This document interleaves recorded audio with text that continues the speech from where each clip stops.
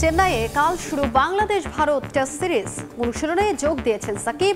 নিজেদের সামর্থ্য আত্মবিশ্বাসী টাইগাররা শান্তদের হালকাভাবে নিচ্ছে না টিম ইন্ডিয়াও। স্পিন এবং পেস দুই দিক থেকে আমার মনে হয় আমাদের টিমটা ব্যালেন্স আছে, সো খুব বেশি একটা এটা নিয়ে চিন্তার কারণ হবে না। We want to try and give everything possible on the cricket field because that is what champion sides do. They don't look at the opposition. চিদম্বরমে উইকেটে ঘাস থাকায় বাড়তি সুবিধা পাবে স্পিনাররা, বললেন ফাহিম। পারফর্ম করে ক্রিকেট বিশ্বে ইতিবাচক বার্তা দিতে চান মিরাজ। রেকর্ডের সামনে মুশফিক। প্রবাসীদের সম্মান জানিয়ে অভিনব উপায়ে নারী টি-20 বিশ্বকাপের দল ঘোষণা বিসিবির। পারফরমেন্স বিবেচনায় বাদ পড়েছেন রুমানা, নতুন মুখ তাজ নেহার এবং ক্লাবগুলোর অসহযোগিতা বাফুফের পরিকল্পনার অভাবে পিছিয়ে পড়ছে দেশের ফুটবল, বললেন মারুফুল হক। বড় প্রত্যাশা নেই এশিয়ান কাপ বাছাই নিয়ে।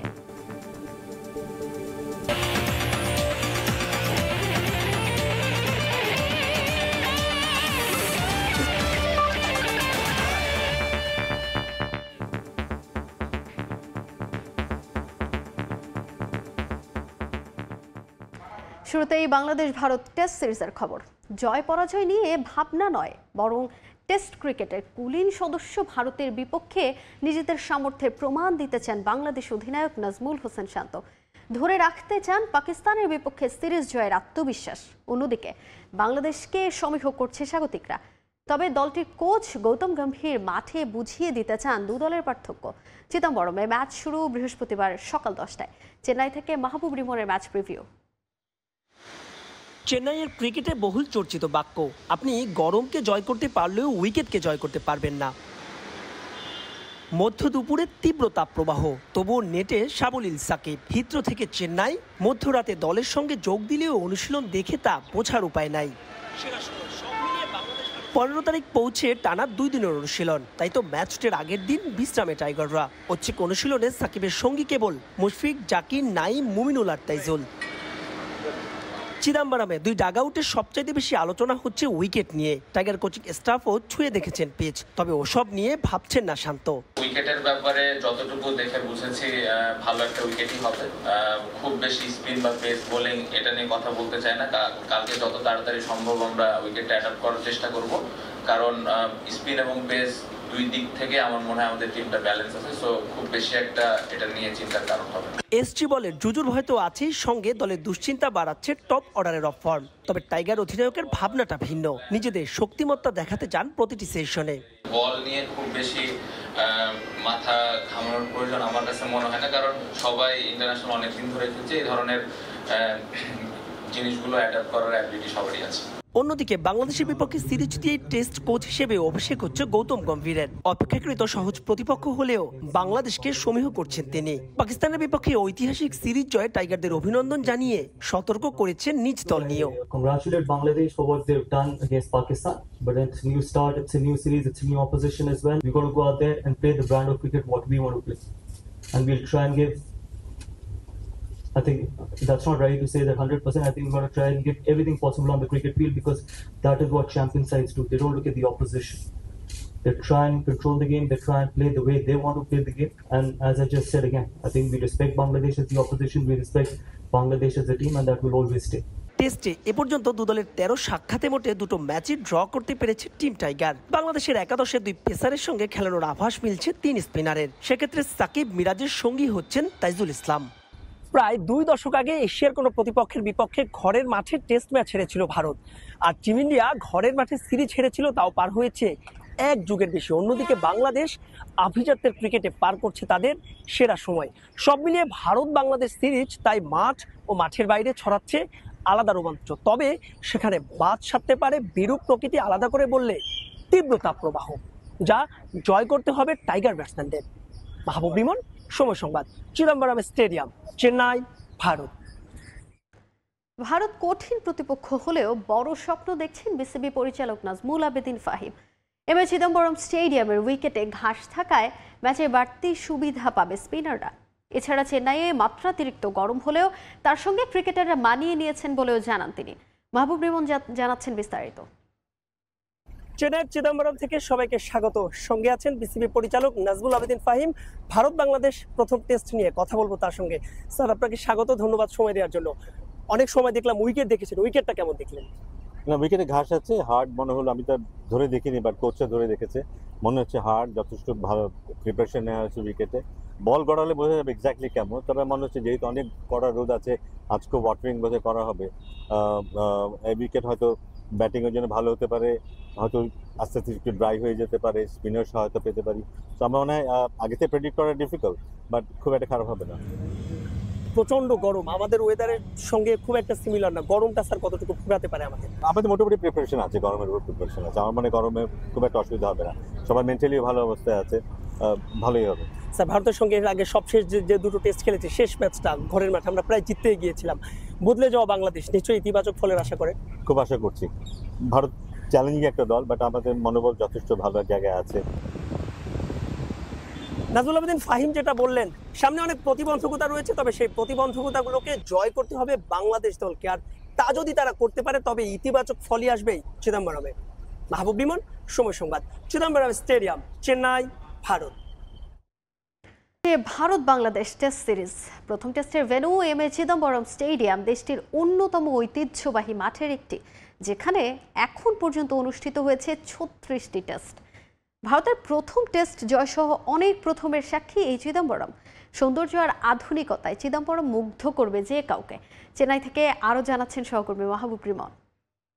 ফরএভার প্রিন্স চিদম্বরম, চিদম্বরমে আপনাকে স্বাগতম। ক্রিকেট নাকি দাবা, ঠিক কোনটার শহরে চেন্নাই তা নিয়ে তর্ক হতেই পারে, কারণ ভারতের মোট 34 গ্র্যান্ডমাস্টারের 12 জন এসেছে চেন্নাই থেকে। শুধু তাই নয়, ভারতের প্রথম গ্র্যান্ডমাস্টার, প্রথম নারী গ্র্যান্ডমাস্টার, প্রথম আন্তর্জাতিক মাস্টার কিংবা প্রথম আন্তর্জাতিক অরবিট সবই এসেছে চেন্নাই থেকে। তবুও দাবা নয়, ক্রিকেটই এখানকার প্রাণ, আর সেই প্রাণের নিউক্লিয়াসেই চিদম্বরম স্টেডিয়াম। ভারতের সাবেক বিসিসিআই সভাপতি মুথিয়া আন্নামালাই চিদম্বরমের নাম অনুসারে এই স্টেডিয়ামটির নামকরণ।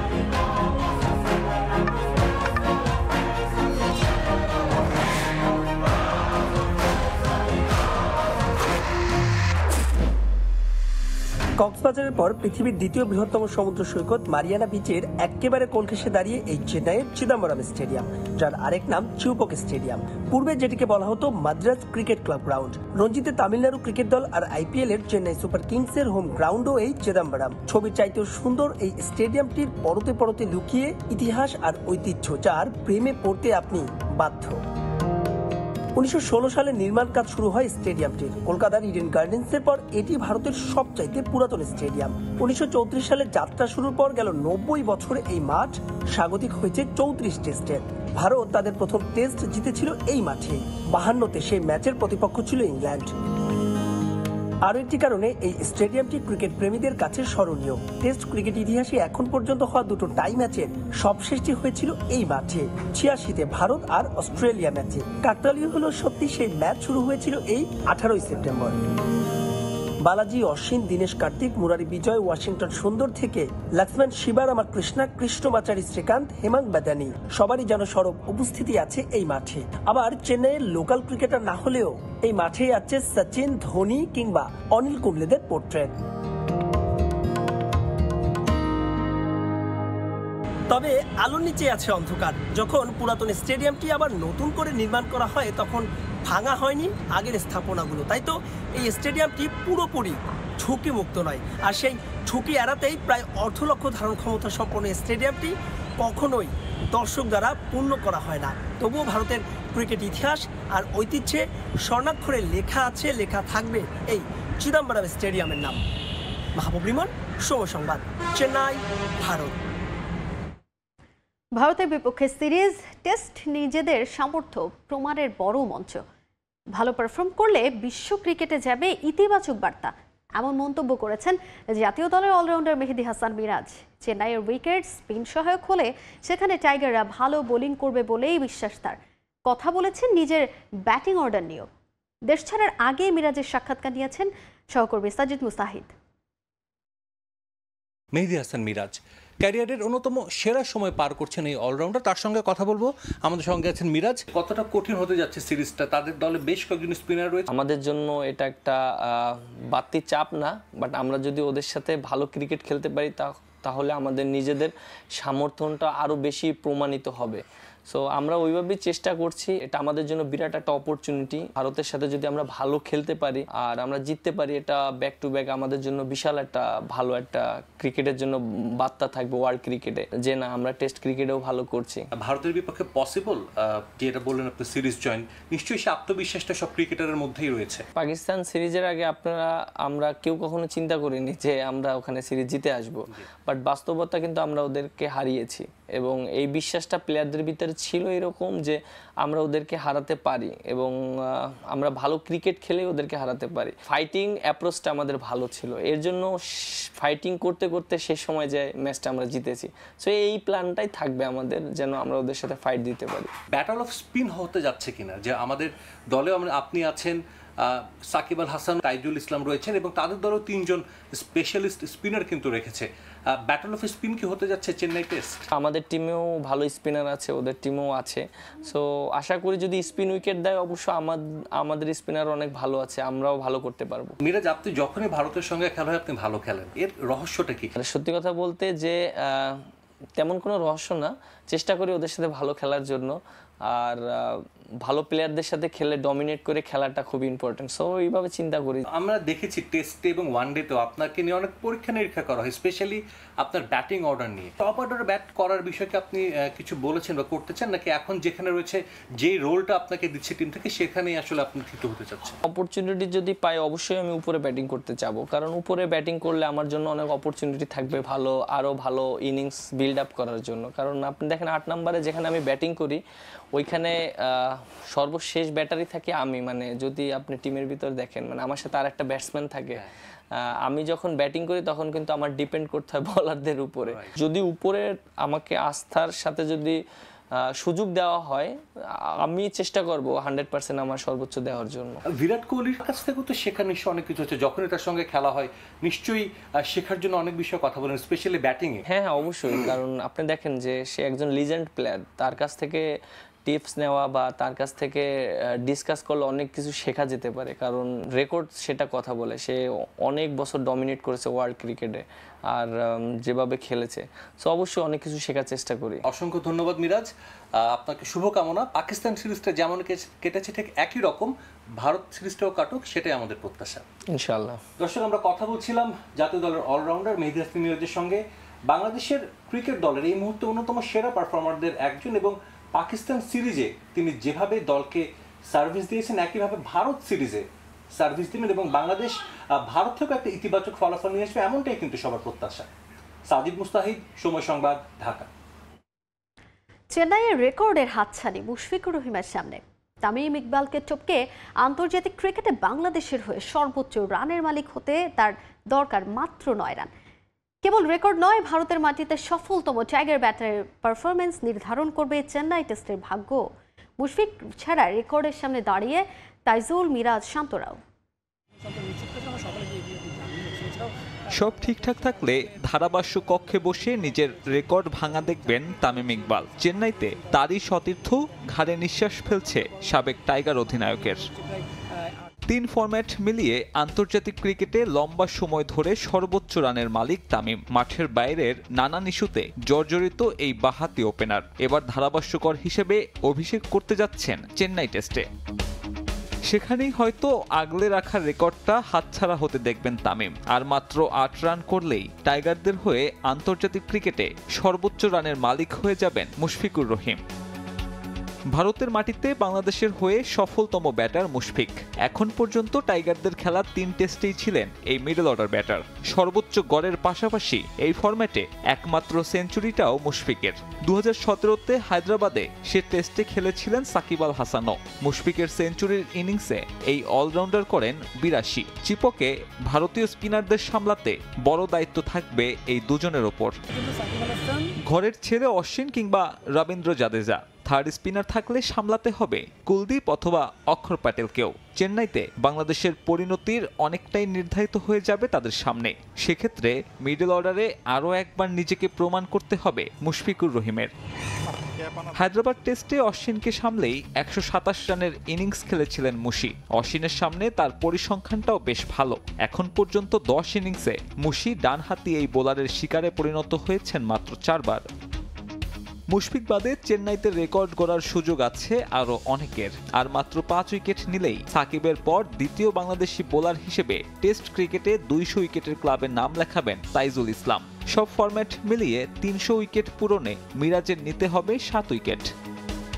ক্যাপ্টেন হিসেবে নতুন মাইল ফলক গড়ার সুযোগ থাকবে নাজমুল হোসেন শান্তর সামনে। চিপকে সপ্তমবারের মতো টাইগারদের নেতৃত্ব দেওয়ার ম্যাচে জিততে পারলে সাকিবকে স্পর্শ করবেন শান্ত। এখন পর্যন্ত অধিনায়ক হিসেবে এই অলরাউন্ডার দেশকে জিতিয়েছেন 4 টেস্ট। তালিকা চূড়ায় মুশফিক, তার অধীনে টাইগাররা জিতেছে 7 ম্যাচ। সাব্বির মিথুন, সময় সংবাদ।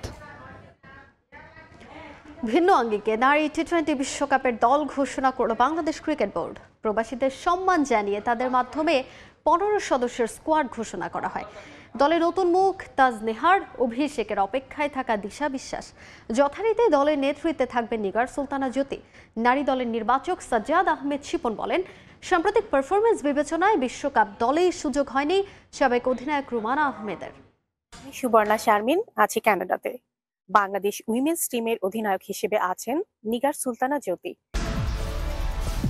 দেশের অর্থনীতির বড় শক্তি প্রবাসী বাংলাদেশিরা।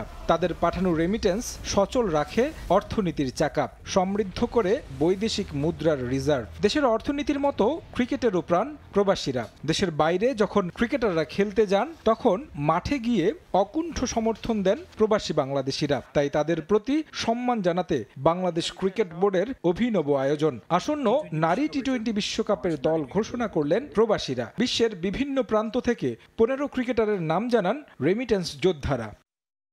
তারুণ্য নির্ভর দলে আছে বেশ কিছু পরিবর্তন। একেবারে নতুন মুখ তাজ নেহার। অভিষেকের অপেক্ষায় দিশা বিশ্বাসের সঙ্গে বিশ্বকাপ স্কোয়াডে ফিরেছেন সুবহানা মুস্তারি, ফাহিমা খাতুন ও সাথী রানী। টি-20 বিশ্বকাপ টিকিট পাননি রুমানা, রুবাইয়া, ইসমা, সাবিকুন ও শরীফা। সাম্প্রতিক পারফরমেন্স বিবেচনায় অভিজ্ঞ রুমানা আহমেদকে বাইরে রেখেছে নির্বাচক প্যানেল। রুমানাকে আমরা এশিয়া কাপে নিয়েছিলাম মিডল অর্ডার ব্যাটসম্যান হিসেবে বেসিক্যালি, কিন্তু সে ভালো পারফর্ম করতে পারেনি। প্লাস এই মুহূর্তে আমার কাছে মনে হচ্ছে যে ধরনের ব্যাটিং সে করে টি-20 সাথে আপাতত যাচ্ছে না। এই কারণে আমরা একটু চিন্তা ভাবনা একটু ডিফারেন্ট ওয়েতে করেছি। এখানে ওর জায়গায় একটা নতুন প্লেয়ার আসে তাজ নিহার, সে ভালো স্ট্রাইকার, তো আমার কাছে মনে হয় মিডল অর্ডারও একটা ভালো সাপোর্ট দিতে পারবে। 3 পেসার নিয়ে আরব আমিরাতে যাচ্ছে বাংলাদেশ।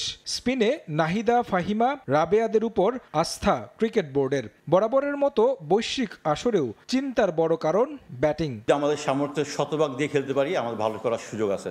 আমরা যে সামর্থ্য শতভাগ থেকে বেশি 110% খেলতে পারি, আমাদের সেমিফাইনালে কোয়ালিফাই করার সম্ভাবনা আছে। অস্ট্রেলিয়ার সাথে আমরা খেলেছি, এখানটায় আমরা একটা ম্যাচ জিতিনি।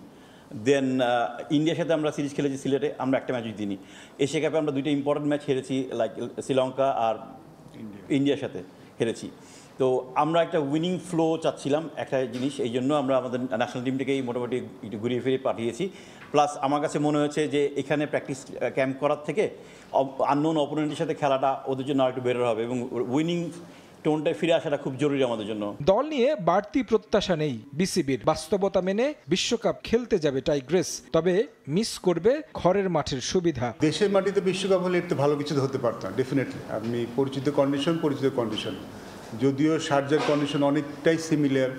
আমরা খবর পেয়েছি যে অতটা গরমও থাকবে না, সন্ধ্যার দিকে খুব প্লেজেন্ট ওয়েদার থাকে এই মুহূর্তে অক্টোবর মাসে। সো ওয়েদার মনে হয় না খুব একটা ইফেক্ট করবে। আর শারজাতে প্রচুর বাঙালি থাকে, আমাদের সাপোর্ট তো আমরা বেশ ভালোই পাবো।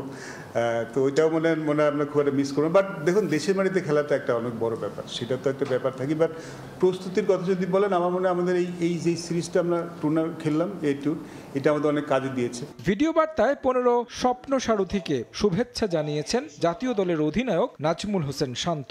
আসন্ন আইসিসি ওমেন্স টি-20 বিশ্বকাপে বাংলাদেশ নারী দলকে অনেক অনেক শুভেচ্ছা।